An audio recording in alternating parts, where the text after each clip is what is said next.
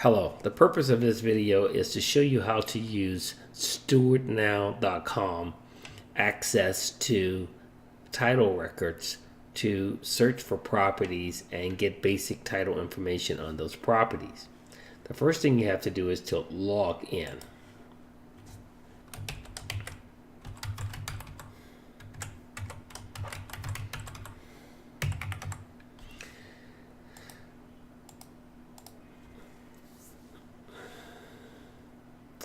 Once you log in, you will see at the top to the left that there are menus: dashboard, orders, property search, calculate fees, more tools, location.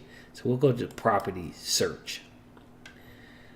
Under the property search section, you can search by address, owner name, company or trust, and APN, the assessor's parcel number.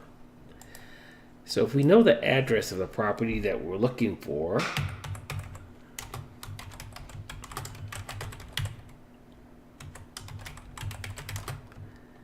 we just simply type in that address and do a search.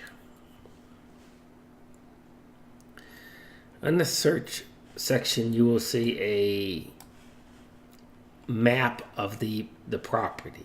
I don't find this map very useful, so what I usually do is go to Google and use Google to do a property search on the area.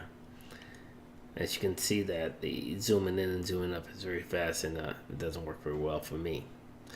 In the property details section, you will see the type of property. Here we have a residential single-family property, the year built.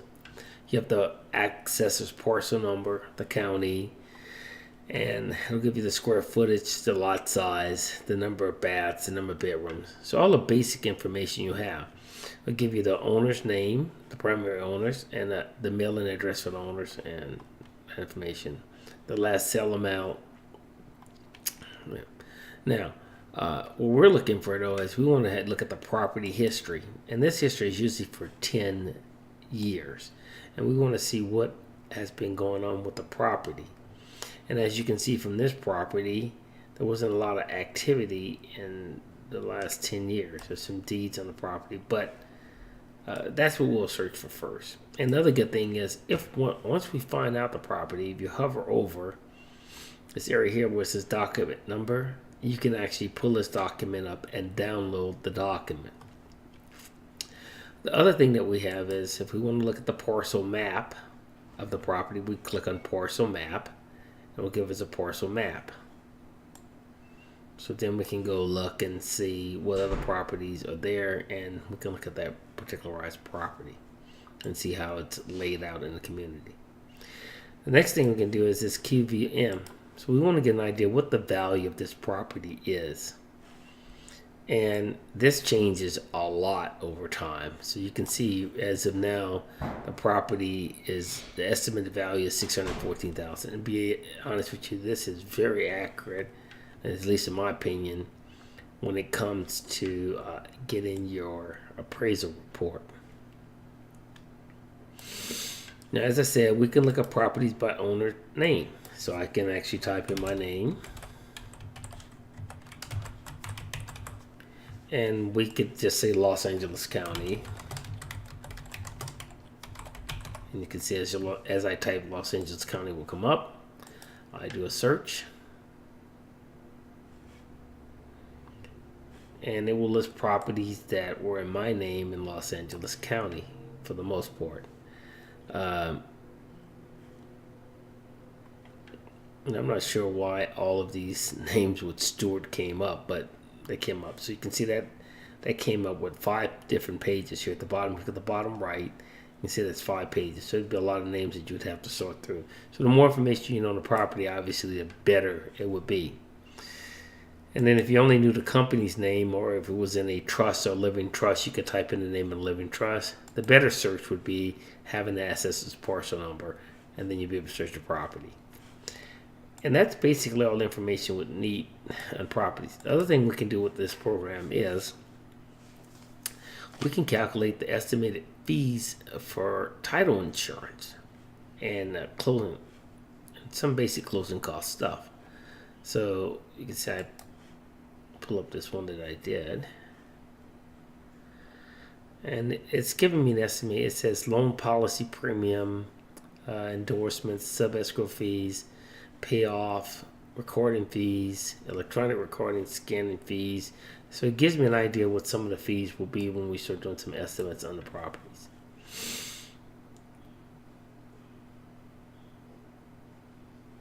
If we just know what the property, we just want to get a document image, we can go to document image search. We already have the document recording number. We can type in a recording number, and what we need to make sure we have the right state, the county, the document type. Usually just leave this as daily document. The year format, just usually leave that, no change. No reference number, document year, just put in the year and then put in the document number. And usually you would put in 2018, and then the document number would be the numbers after the 2018, or you can put 2018 with all the document numbers, and then you will be able to pull a document.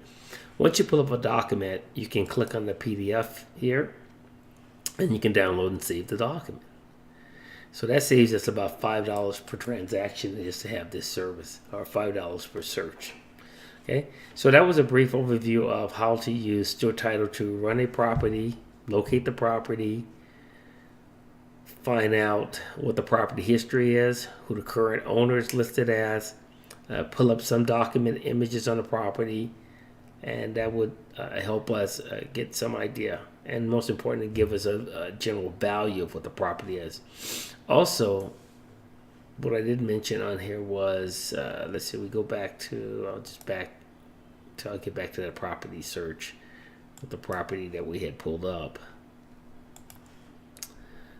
And we can do sales comparatives. So you can do your sale comparables here. And it'll list all the properties that were sold. Another good thing about this is it'll be on the map also. So you can just zero on the map and you can take a look and see what's been sold in that area and what the value of those were. So if you go to number 16, so I'll drop down number 16. That was 6505 Lobel Avenue. It sold a month later. It was a 4-bedroom, 2-bath. It was 1,700 square feet, and it sold at $685,000. So it was 300 square feet less, and it sold for $10,000 less. That's somewhat amazing too. So that can show you what properties are selling for in that particularized area and what the values could possibly be. Okay, so that was a quick tutorial on how to use Stewart Now to locate properties.